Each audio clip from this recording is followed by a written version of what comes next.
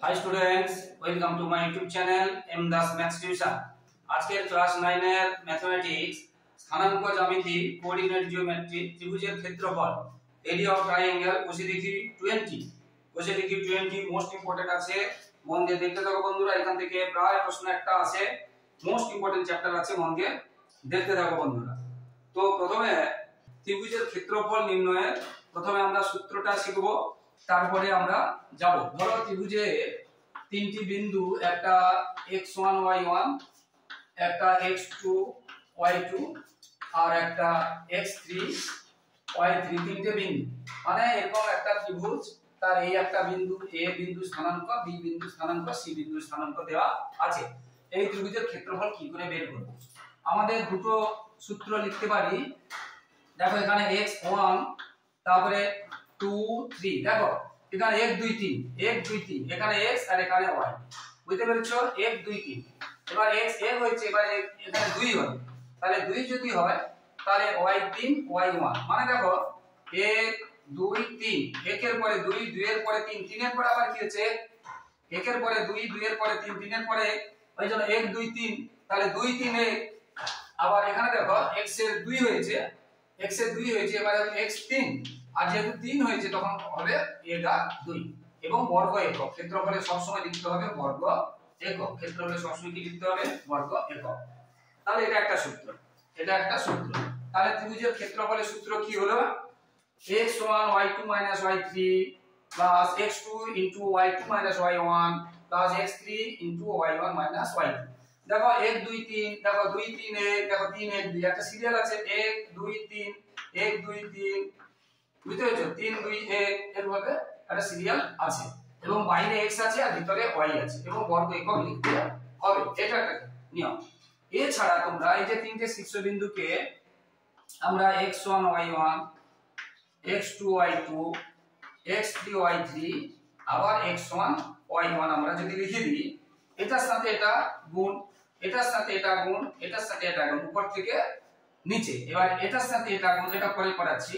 তাহলে দেখো এটার সাথে যদি এটা গুণ করি হাফ তো থাকবে, তাহলে x1 এটা y ছিল, x1 এটা কি x1 y2, দেখেছো x1 y2 প্লাস এবার x2 y3 plus x3 y1, এটা হলো, এবারে মাইনাস, এবার এটার সাথে এটা, এটার সাথে দেখো এটার সাথে এটা, এটার সাথে এটা, এটার সাথে এটা, ঠিক আছে? তাহলে y1 x2, তাহলে y1 x2, দেখো y2 x3 y2 x3, এবার দেখো y3 x1 y3 x1, এটা হলো। এইভাবে এটা যেমন ত্রিভুজের ক্ষেত্রে হলো, ঠিক এইভাবে চতুর্ভুজ যদি হতো, মানে চারটা বিন্দু হতো, চতুর্ভুজ হলে কি হতো চারটা বিন্দু, এটা x1 y1, এটা x2 y2, এটা x3 y3, এটা x4 y4, ঠিক আছে? চারটা, তখন আমরা কি দিতাম, তাহলে 3 এর পরে এটা 4 দিতাম, এটা 4 দিতাম, তারপরে আমরা 1 দিতাম, তারপরে আমরা 1 দিতাম। কি বলছি বুঝতে পেরেছো? অর্থাৎ এখানে আরেকটা করে লাইন হতো, মানে আরেকটা লাইন হতো কি, এটা x3 তে এটা y4 হতো, আরেকটা করে লাইন হতো।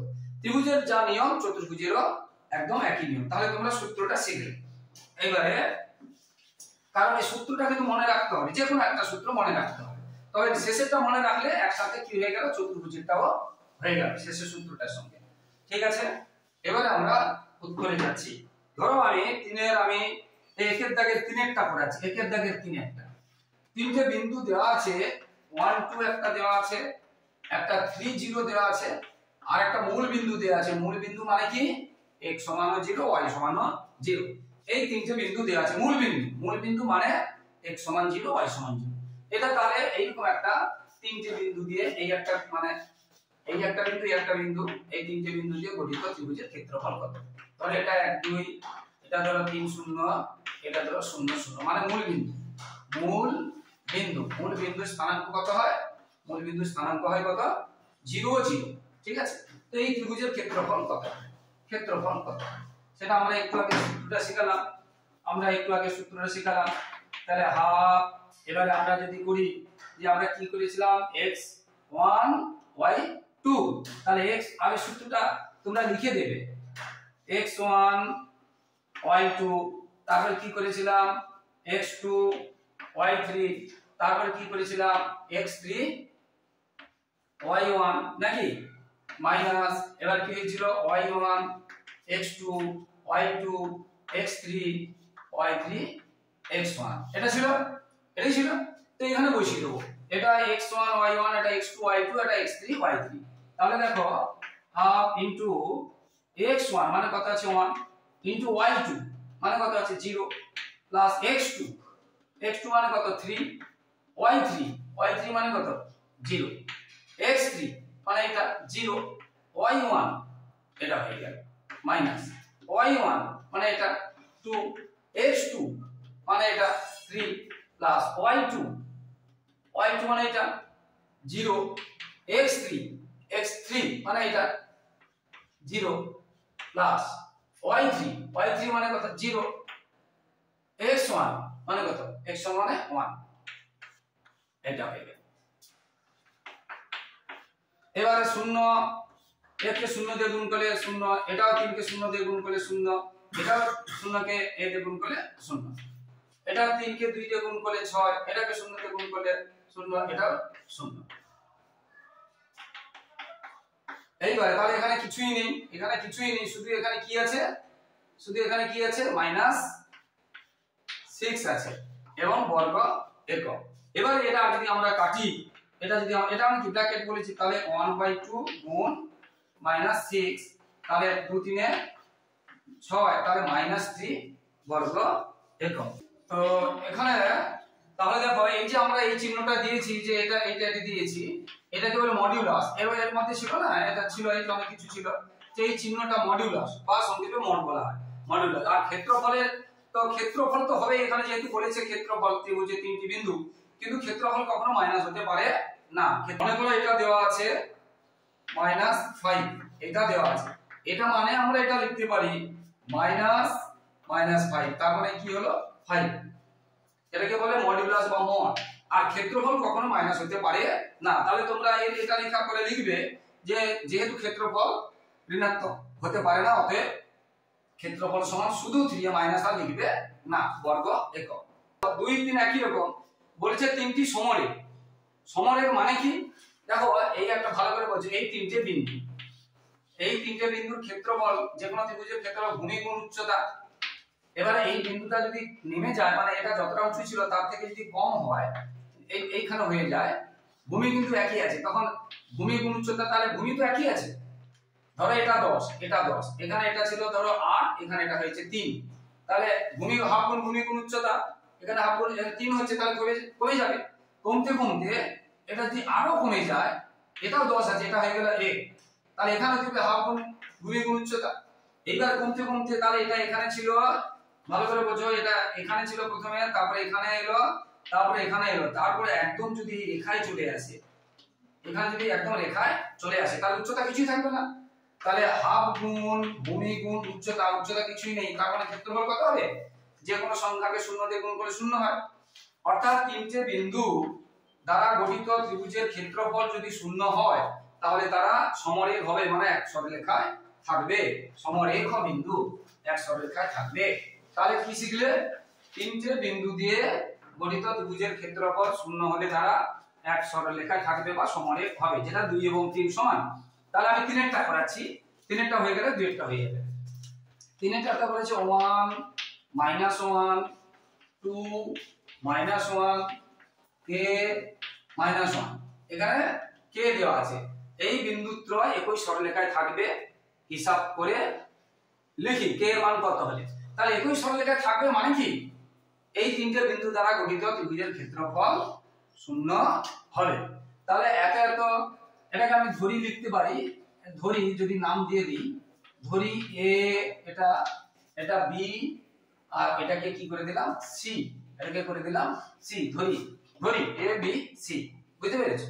তাহলে a b c ত্রিভুজের ক্ষেত্রফল 0 হলে তাহলে কি হবে, তারা a b c এক সরলরেখায় থাকবে। কি বল, আমরা এটা প্রথমে লিখতে পারি, আবার শেষেও লিখতে পারি। কি বলছে বুঝেছো, a b c সামনেও লিখতে পারি, পরেও লিখতে, ত্রিভুজের ক্ষেত্রফল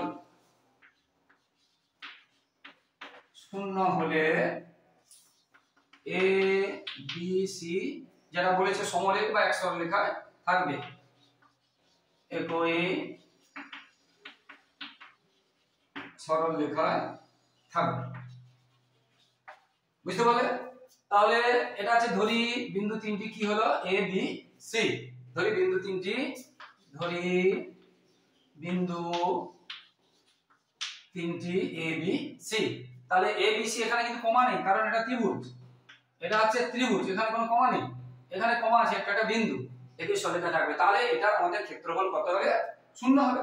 এবার ক্ষেত্রফল তাহলে বের করি, ক্ষেত্রফল তাহলে বের করি, ক্ষেত্রফল বা লিখতে পারো ক্ষেত্রফল। ক্ষেত্রফল আমরা শিখিয়েছিলাম হাফ মোট, সূত্রটা আমরা আগেও করিয়েছি, সূত্রটা কি ছিল বুঝতে পেরেছো? x1 y2 শিখেছিলাম, x2 y3 x3 বুঝতে পেরেছো, y1 minus y1 x2 y2 x3, বারবার আর সূত্র লিখবো না, বুঝতে পেরেছো, y3 x1, এই এটা হচ্ছে সূত্র। তো এখানে x1 কত আছে দেখো, প্রথম বন্ধনীর মধ্যে x1 কত আছে দেখো 1। এবার y2, এটা y2 কত আছে দেখো -1, মাইনাস থাকলে ব্র্যাকেট দিবে, তখন এটা দ্বিতীয় ব্র্যাকেট দিয়ে দেবে, ঠিক আছে, y2 প্লাস x2 কত আছে দেখো 2 ইনটু y3 কত আছে দেখো -1, তাহলে -1 আছে এই জন্য আমরা ব্র্যাকেট দেব, হয়ে গেল, প্লাস x3 কত আছে দেখো k ইনটু y1 কত আছে দেখো -1, এটা হয়ে গেল, এইভাবে করতে হবে মাইনাস। এবারে y1 কত আছে দেখো -1, y1 কত আছে -1 ইনটু x2 কত আছে দেখো 2। এবার y2 কত আছে দেখো -1, x3 কত আছে দেখো k, y3 কত আছে দেখো -1, x1 কত আছে দেখো 1। এবারে এগুলো একটু ঠিক করে করবে, বসানো যেন না ভুল হয়, আমি বোঝাচ্ছি তাড়াতাড়ি করছি, ভুল যদি হয়ে যায় মুশকিল হয়ে যাবে, তোমাদের কিন্তু মাথা ঠান্ডা রেখে ঠিকভাবে করতে হবে। 1 আবার প্লাসে মাইনাস 2 কে 1 দিয়ে গুণ করলে 2, আবার প্লাসে মাইনাস k কে 1 দিয়ে গুণ করলে -k। এবার এখানে প্লাসে মাইনাসে মাইনাস 2 কে 1 দিয়ে গুণ করলে 2, এখানেও প্লাসে মাইনাসে মাইনাস k কে 1 দিয়ে গুণ করলে -k, এখানেও প্লাসে মাইনাসে মাইনাস, এটা হলো। তাহলে 1/2, এবার ব্র্যাকেটের মধ্যে থাকছে -3 - k, আর এখানেও থাকছে -3 - k, তাহলে কি থাকছে 1/2। এবারে আমরা যদি মাইনাস মানে এই ব্র্যাকেটটা যদি তুলে দিই, মাইনাস থাকার জন্য এটা প্লাস, আর এটা মাইনাস থাকার জন্য এটা প্লাস, তাহলে দেখো প্লাস k - k, +3 - 3 কেটে যাচ্ছে, তাহলে হাফ ইনটু 0 মানে 0, তাহলে 0।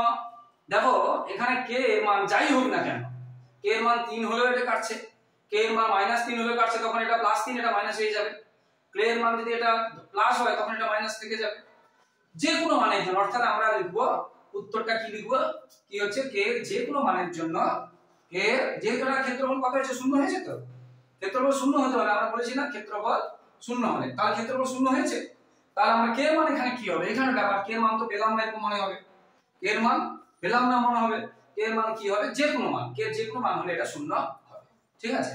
এইবারে একটা আলাদা অঙ্ক একটা বলে দিই, এখানে কোন একটা শর্ট প্রশ্নে, এটা শেষ হয়ে গেছে, এখানে একটা কথা বলে দিই, ধরো কোন একটা অঙ্কে এখানে k টা কাটলো না, বুঝতে পারলে, এটা k টা দুটোই প্লাস আছে বা দুটোই মাইনাস আছে, কাটবে না, কি বলছো বুঝতে পেরেছো, দুটোই প্লাস আছে বা দুটোই মাইনাস আছে, কাটবে না। আর এখানে ধরো এটা যে কোনো একটা সংখ্যা আছে, এটা ধরো 8 কি কিছু একটা আছে, তাহলে এটাও কাটবে না, এই অবস্থায় আছে, একটা কোনো অঙ্কে মনে করো শেষ পর্যন্ত এই অবস্থায় আছে, এইরকম ভাষা দেওয়া আছে, আর এই অবস্থায় আছে, এই বিন্দুগুলো k এর মান কত হলে সমানুপাতিক থাকবে, তাহলে এখানে -8 + k + 3 + k আছে, কাটেনি কোনটা নাকি, তাহলে আমরা এবার কি পাবো, -8 + 3 কত হবে -5, k আর k কত হবে 2k, এটা হয় তো। এইবারে তাহলে এখানে তো 0 হচ্ছে না, কিন্তু আমরা কি জানি এটার মানটা টোটালটা কি হবে 0 হতে হবে, এটার মান টোটাল কি হতে হবে 0 হতে হবে, কেন না সমরেখা থাকবে বলেছি, তাহলে এবার আমরা লিখব অতএব এইটা সমান 0। আর আগের অঙ্কটাতে যারা এখানে উত্তর বেরিয়ে গেল, 0 বেরিয়ে গেছে, ওই জন্য কে এর মান যে কোনো মানের জন্য হয়েছে। কিন্তু এইরকম থাকলে আমরা লাস্টে আবার কি লিখবো, অতএব লাস্টে লিখবে অতএব হাফ মডুলাস -5 প্লাস 2k সমান 0। কেন 0? না এগুলো এক সরলরেখায় থাকবে 0। এবার এখান থেকে আমরা কি পাবো, বা -5 প্লাস 2k সমান 0, এই হাফটা ওদিকে গেলে গুণ করলেও 0 হবে, বা 2k সমান এই 5টা দিকে গেলে কি হবে, মাইনাসটা প্লাস হয়ে যাবে, বা আমরা এখানে দিয়েছি 2k যদি এত হয়, বা k সমান কত হবে 5/2, এটা উত্তর বের হবে। মানে আমি একটা এক্সট্রা বলে দিলাম, যদি আগের অঙ্কটাতে এখানে 0 হয়ে গিয়েছিল, যদি 0 না হয় তখন আমরা কি করব, তখন আমরা এটা বের করার পরে যদি 0 না হয় তখন এইটা সমান আমরা 0 লিখব, সেখান থেকে k এর মান বের করব। বুঝা গেল? এখানে এটা বলে দিই। এই একটা অঙ্ক আছে সেই জন্য একসাথে করে দিচ্ছি। আর বন্ধুরা যে অঙ্কগুলো আজকে ভিডিওতে থাকছে না, তোমরা কিন্তু আমার পুরনো মানে প্লে লিস্টে চলে যাবে, প্লে লিস্টে গিয়ে পুরনো যে ভিডিওগুলো আছে সেখানে দেখবে, কিন্তু এই প্রায় তোমাদের সব অঙ্কগুলো পেয়ে যাবে। মানে আমি একটু ছেড়ে ছেড়ে করাচ্ছি, কারণ পুরনো ভিডিওগুলোতে সমস্ত অঙ্কগুলো দেওয়া আছে, পার্ট 1 পার্ট 2 পার্ট 3 করে এরকম করে দেওয়া আছে, তাই তোমরা ওখানে একদম পেয়ে যাবে। কি বলছি বুঝতে পেরেছো? আচ্ছা, চতুর্ভুজের ক্ষেত্রফল 6 দাগেরটাতে আছে, যেটা আমরা বললাম একই রকম হবে। 5 দাগেরটা পড়াচ্ছি, ভালো করে বোঝো। একটা বিন্দু বলেছে আর একটা বিন্দু বলেছে, একটা বিন্দু, এই একটা বিন্দু, এই একটা বিন্দু, তার মধ্যবিন্দু, এই দুটোর মধ্যবিন্দু সংযোজক রেখার মধ্যবিন্দু কি করে পাবো, না x আর x যোগ করে 2 দিয়ে ভাগ করব, y আর y যোগ করে 2 দিয়ে ভাগ করব। বুঝতে পেরেছো? এত ও এত এর যেটা আছে সংযোজক সরলরেখার মধ্যবিন্দুর স্থানাঙ্ক হবে, এটা তোমরা লিখবে, এত এত এর সংযোজক সরলরেখার মধ্যবিন্দুর স্থানাঙ্ক হবে কি, না 2 + 6/2 আর 1 + 5/2, অর্থাৎ কত হবে, 6 দিয়ে 8/2 আর 6/2 মানে 4 আর 3। তাহলে মধ্যবিন্দুর স্থানাঙ্ক কি হলো, আর সূত্রটা হচ্ছে কি, x1 + x2/2 একটা হয়, আর একটা y1 + y2 আর একটা হয় মধ্যবিন্দুর স্থানাঙ্ক, মধ্যবিন্দুর স্থানাঙ্ক। বুঝতে পারছিস? হ্যাঁ, তাহলে মধ্যবিন্দুর স্থানাঙ্ক কি করে বের করবে তাহলে সবাই বুঝতে পারলে। এবার বলছে মধ্যবিন্দুর সংযোজক সরলরেখাংশ এত ও এত বিন্দু ধরে সংযোজক সরলরেখার উপর অবস্থিত হবে। এবারে আরেকটা বিন্দু বলেছে, এটা এটা এই বিন্দু, দেখো এই যে দুটো বিন্দু, মনে করে এই একটা, এই যে এটা আর এটা, এই যে দুটো বিন্দু দেওয়া আছে, আর এই বিন্দুটা যেটা আমরা আগে পেয়েছি মধ্যবিন্দুটা এই রেখার উপরে থাকবে, তার মানে ধরো এটা এখানে পেয়েছিলাম 4 আর 3, তার মানে কি এই তিনটি বিন্দু দিয়ে যে ত্রিভুজ হবে তার ক্ষেত্রফল কি হবে, 0 হবে, তবেই তারা কি হবে, এক সমেখে অবস্থিত হবে। তাহলে আমাদের এবারে ক্ষেত্রফল 0 হয় কিনা প্রমাণ করতে হবে। তাহলে আমরা কি লিখব, অতএব এটা এত, এটা এত, এত ও এত বিন্দু তিনটি দ্বারা, এটা তোমরা লিখবে, দ্বারা গঠিত ত্রিভুজের ক্ষেত্রফল 0 হলে বিন্দু, এবার আমরা লিখব এত ও এত বিন্দুর সংযোজিত রেখার উপরে এটা থাকবে, যেটা বলেছে বলে। বুঝতে পেরেছো? 4 - 5 ও 9 8, যারা বইতে বলেছে আর কি, বিন্দু দ্বয়ের সংযোজক সরলরেখার উপরে, বিন্দু দ্বয়ের সংযোজক সরলরেখাংশের উপরে, বইতে লেখা আছে এটা, সরলরেখাংশের উপর ওই মধ্যবিন্দুটা, মানে যেটা বলেছে 3 আর 4 বিন্দু, বুঝতে পেরেছো, অবস্থিত। অবস্থিত এই বিন্দুটা কোনটা, এই বিন্দুটা আছে মধ্যবিন্দু, আগে যে দুটো বিন্দুর মধ্যবিন্দু। অর্থাৎ আমাদের এবারে কি বের করতে হবে, এই ত্রিভুজের এই তিনটে বিন্দুর মানে ত্রিভুজের ক্ষেত্রফল কি বের করতে হবে, 0 বের করতে হবে। অতএব এই তিনটি বিন্দু দ্বারা, এখন তোমরা লিখবে গঠিত ত্রিভুজের, বুঝতে পেরেছো, এই যে এই অতএব দেওয়ার দরকার নেই, এই তিনটি বিন্দু দ্বারা গঠিত ত্রিভুজের ক্ষেত্রফল, এবারে আমরা যা শিখেছি সেই সূত্রটা তোমরা মুখস্থ যেহেতু পড়েছো, এটা তোমরা পরপর করে লিখবে এবং দেখবে লাস্ট পর্যন্ত ক্ষেত্রফল 0 হবে। অতএব আমরা বলবো ঠিক আছে, এটা হয়ে গেল। আর যে অঙ্কগুলো করাচ্ছি না আবার বলছি বন্ধুরা আমার পুরোনো ইউটিউবে কিন্তু এগুলো সবই পেয়ে যাবে, তোমরা দেখে নাও। আর বন্ধুরা সকলের কাছে রিকোয়েস্ট, যারা আমার চ্যানেলে নতুন প্রিয় ছাত্রছাত্রী, তোমরা কিন্তু আমার চ্যানেলটিকে সাবস্ক্রাইব করে শেয়ার করে একটু সাপোর্ট করবে বন্ধুরা, আর লাইক কমেন্ট করতেও ভুলবে না। এরপরে সাথে দাগেরটা করাচ্ছি। এবিসি তিনটি বিন্দু স্থানাঙ্ক দেওয়া আছে, ত্রিভুজের ক্ষেত্রফল নির্ণয় করি এবং এ বিন্দু থেকে বিসি এর উপর লম্ব দৈর্ঘ্য নির্ণয় করি। দেখো এখানে একটা ব্যাপার আছে, এটা তিনটি বিন্দু দেওয়া আছে, একটা এ এবং সেটা কত দেওয়া আছে 3 4, একটা আছে বি এবং সেটা কত দেওয়া আছে -4 3, আর একটা আছে কি সি, এটা আছে সি, এর স্থানাঙ্ক দেওয়া আছে 8 আর -6। তাহলে তিনটি বিন্দু দেওয়া আছে, একটা এ তার স্থানাঙ্ক 3 4, আর আরেকটা বি তার দেওয়া আছে -4 3, আর একটা সি দেওয়া আছে 8 6। ঠিক আছে, ত্রিভুজের ক্ষেত্রফল চেয়েছে, আবার এ বিন্দু থেকে বিসি বাহুর উপর লম্ব চেয়েছে। আচ্ছা লম্ব চেয়েছে, মধ্যবিন্দু বলেন, লম্ব মানে একদম সোজা রাখবে 90 ডিগ্রি, 90 ডিগ্রি, এটাকে ধরলাম ডি, এটা মধ্যবিন্দু বলেনি। তাহলে বিসি বাহুর উপর লম্ব, এটা লম্ব মানে এইটা চেয়েছে। যদি লম্ব দৈর্ঘ্যটা আমরা ডি ধরি, এডি, তাহলে এটা লম্বের দৈর্ঘ্য চেয়েছে। অর্থাৎ আমরা দেখো দুই রকম আমরা পাই। প্রথমে এর ক্ষেত্রফল বের করব, ত্রিভুজ এবিসি ত্রিভুজের ক্ষেত্রফল আমরা বের করব, যেমন হাফ, যেটা তোমরা শিখেছো ক্ষেত্রফল বের করবে। ক্ষেত্রফল কত, ধরো ক্ষেত্রফল বের হলো, এটা তোমরা করবে, যেহেতু ক্ষেত্রফল বের করতে জানো তাহলে তোমরা ক্ষেত্রফল বের করবে। কি বলছি বুঝতে পেরেছো? তো ধরো ক্ষেত্রফল বের হলো,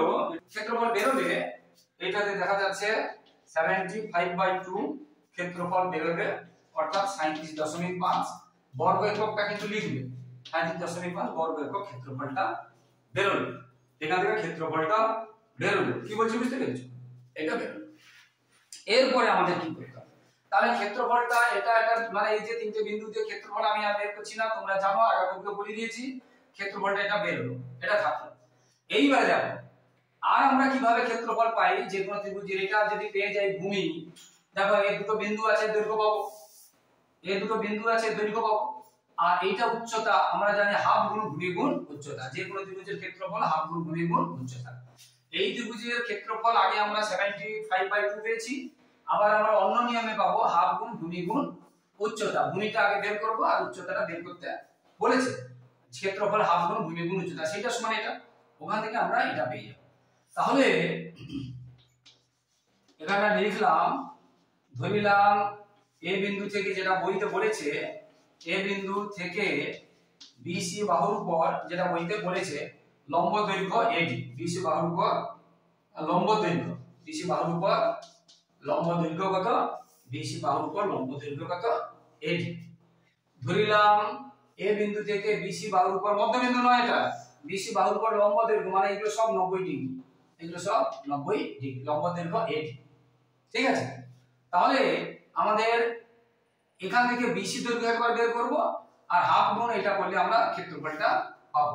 এবার এডি, এবার যাই, এখন এই বিসি দৈর্ঘ্য বের করব, বিসি বাহুর দৈর্ঘ্য, ভালো করে শোনো, বিসি বাহুর দৈর্ঘ্য, দুটো বিন্দুর যদি স্থানাঙ্ক দেওয়া থাকে, ভালো করে বুঝো, এই একটা বি বিন্দু, এই একটা সি বিন্দু, এই একটা বি বিন্দু, একটা সি বিন্দু, স্থানাঙ্ক দেওয়া এটা এবং এটা, দুটো বিন্দুর স্থানাঙ্ক দেওয়া থাকলে সেই দুটো বাহুর বিন্দুর স্থানাঙ্ক দেওয়া থাকলে সেই দুটো বিন্দুর দৈর্ঘ্য বা দূরত্ব কি করে বের করব।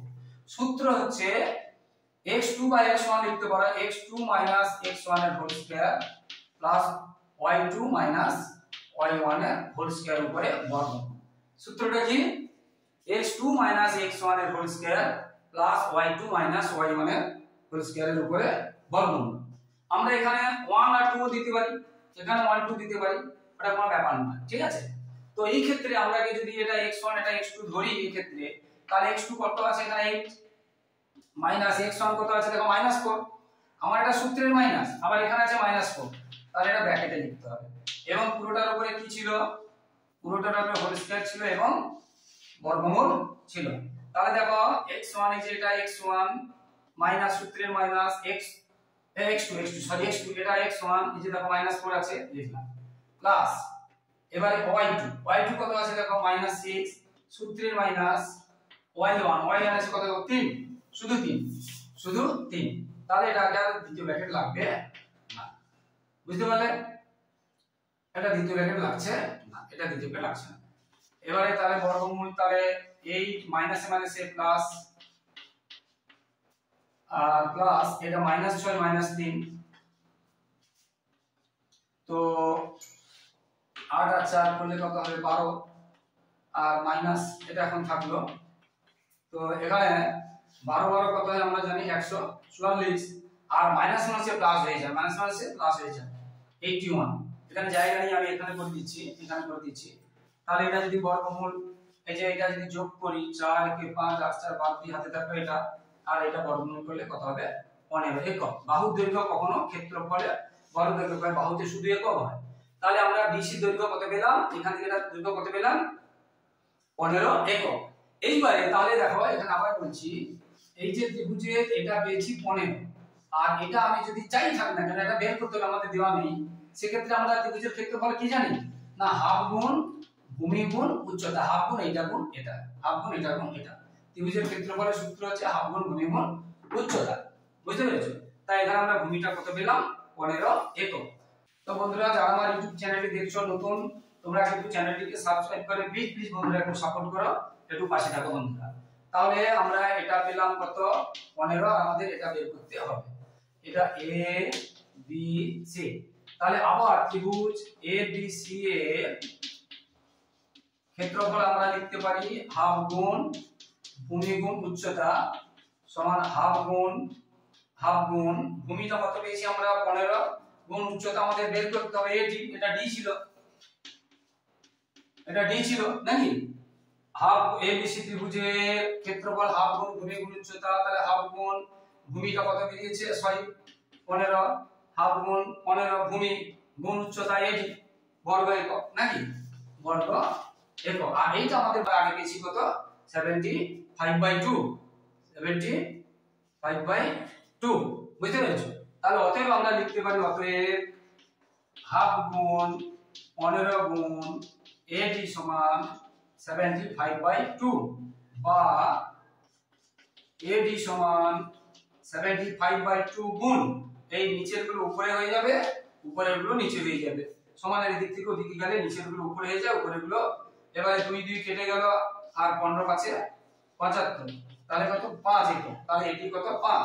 অতএব আমরা লিখব, যেটা ভাষায় চেয়েছে ভাষাতে উত্তর লিখবে।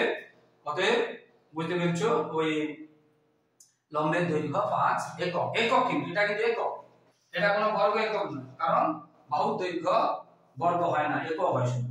এটা হয়ে গেল ভীষণ ইম্পর্টেন্ট অঙ্ক, বারবার বলছি এগুলো ভীষণ ইম্পর্টেন্ট অঙ্ক, এগুলো প্রায় আসে। এবার 8 এর তারিখ এবিসি ত্রিভুজের বইতে বলেছে, এবিসি ত্রিভুজের এ বিন্দু স্থানাঙ্ক দেওয়া আছে, ত্রিভুজের ভর কেন্দ্র দেওয়া আছে, এবং বিসি বাহুর মধ্যবিন্দু স্থানাঙ্ক। দেখো ভালো করে, এটা আগে বড় করে করে দিচ্ছি ভালো করে দেখো। যে কোনো ত্রিভুজ, একটা ত্রিভুজ বড় করে রেখেছি তোমাদের বোঝার জন্য। এ বিন্দু স্থানাঙ্ক দেওয়া আছে, এ দেওয়া আছে কত, এ দেওয়া আছে 2 5, এবং ত্রিভুজের ভর কেন্দ্রের স্থানাঙ্ক দেওয়া আছে বিসি বাহুর মধ্য বিন্দুর স্থানাঙ্ক বের করতে হবে, মধ্যবিন্দু, এটাকে আমি ডি ধরলাম, আর ভর কেন্দ্রটা কি আগে বুঝতে হবে। এবং ভর কেন্দ্রের স্থানাঙ্ক দেওয়া আছে কত -2 1, ভর কেন্দ্রের স্থানাঙ্ক কত দেওয়া আছে -2 1। এটা ছবি দেখে বুঝতে পারবে। এই যে দেখো লক্ষ্য করে এইখান থেকে এইটা দেখো, এখান থেকে যে একটা ভাগ, এখান থেকে একটা ভাগ, এখানে তিনটে ভাগ হয়েছে। যদি এইটা বলি দেখো, এখান থেকে একটা ভাগ, এখান থেকে একটা ভাগ, এখান থেকে একটা ভাগ হয়েছে। যদি এই দিকেটা বলি, এখান থেকে একটা ভাগ, এখান থেকে একটা ভাগ, এখান থেকে একটা ভাগ হয়েছে। অর্থাৎ এখানে 2 ভাগ আর এখানে 1 ভাগ, অর্থাৎ এইদিকে 2 ভাগ, এখানে 1 ভাগ।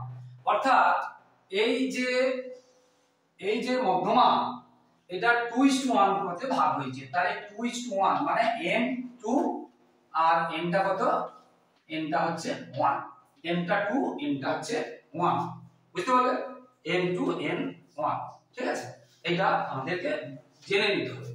যে এখানে যেটা বলেছে ভর কেন্দ্রের স্থানাঙ্ক, তাহলে আমরা বলবো ভর কেন্দ্র মধ্যমাকে, এটা কিন্তু উচ্চতা নয়, মধ্যমাটা কি আবার ভালো করে বলছো, আগে বলছি। মধ্যমা মানে কি, যে কোনো বাহুর মধ্যবিন্দু, ঠিক মধ্যবিন্দু আর বিপরীত শীর্ষবিন্দু যোগ করব। আর উচ্চতা কিন্তু মধ্যবিন্দু নয়, বিপরীত শীর্ষবিন্দু থেকে লম্ব টানবো, এগুলো সব 90 ডিগ্রি, কিন্তু এখানে এগুলো কোনোটা 90 ডিগ্রি নয়। মধ্য মানে কি, আবার বলছি, যে কোনো বাহুর মধ্যবিন্দু এবং বিপরীত শীর্ষবিন্দু যোগ করব। উচ্চতা কি, যে কোনো বাহুর বিপরীত শীর্ষবিন্দু থেকে ওই বাহুর উপরে লম্ব টানবে। দুটোর মধ্যে তফাৎ আছে, ভালো করে বুঝতে হবে। তাহলে মধ্যমা মানে ডিটা বিসি এর মধ্য বিন্দু। মধ্যমা মানে ডিটা বিসি এর মধ্য বিন্দু, বুঝতে পেরেছো? আর এটা আমরা লিখবো যে ভর কেন্দ্র মধ্যমাকে 2:1 অনুপাতে ভাগ করে। এটা আমরা লিখবো যে আমরা জানি ভর কেন্দ্র মধ্যমাকে 2:1 অনুপাতে ভাগ করে বা বিভক্তের যে কোনো একটা লিখতে হবে। তাহলে এবারে দেখো এই দুটো এখানে বলেছে ভর কেন্দ্রের স্থানাঙ্ক আবার দেওয়া আছে। আমরা এখান থেকে কি পেলাম, এইটা বের করতে হবে। ভর কেন্দ্র আমরা এটা অনুপাত পেয়েছি, আবার বইতে বলা আছে এই যে বিন্দু এর আবার স্থানাঙ্ক দেওয়া আছে -2 1। ভালো করে বুঝো, এখানে এটা হচ্ছে অনুপাত, এটা হচ্ছে অনুপাত, আবার এর স্থানাঙ্ক কি দেওয়া আছে -2 আর 1।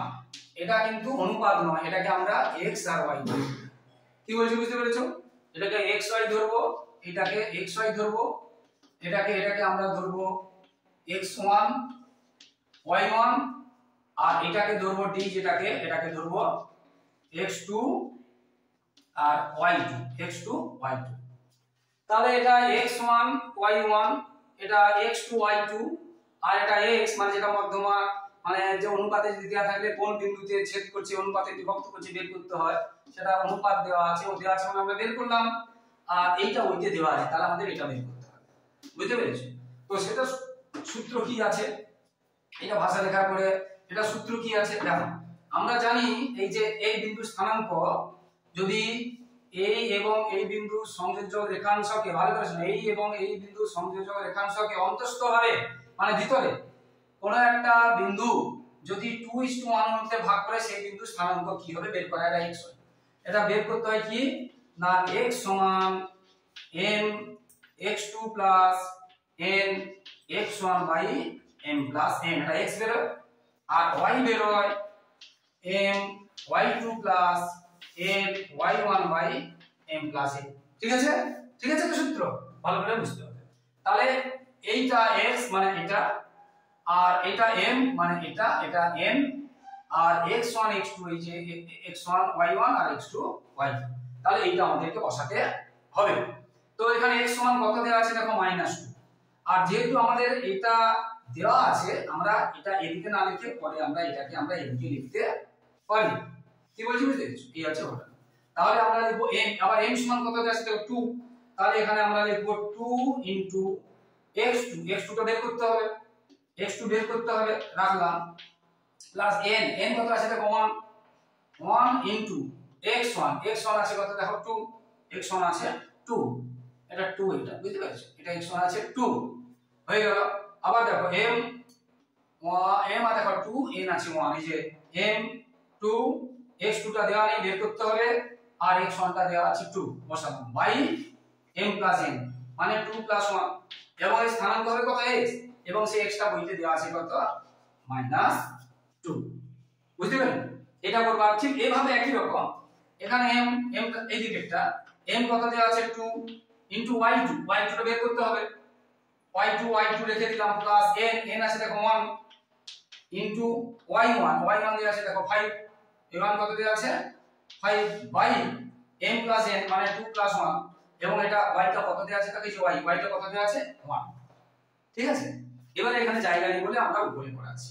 এর মধ্যে যে নিয়মগুলো বললাম, যে সূত্রগুলো বললাম, এইগুলো তোমাদের অবজেক্টিভ, এইগুলো শেখা মানে পুরো অবজেক্টিভ হয়ে গেল, এইগুলো শেখা মানে পুরো অবজেক্টিভ হয়ে গেল। তাহলে এবারে আমরা এটাকে যদি গুণ করি, তাহলে আমরা এটাকে পাবো 2x2 প্লাস 2/3 সমান -2/1 দিয়ে দিলাম, বা কোনাকুনি যদি গুণ করি 2x2 প্লাস 2 ইকুয়াল -6, বা 2x2 সমান -6 -2, বা 2x2 সমান -8 বা x2 সমান -8/2 -4, একটা উত্তর বেরোলো -4।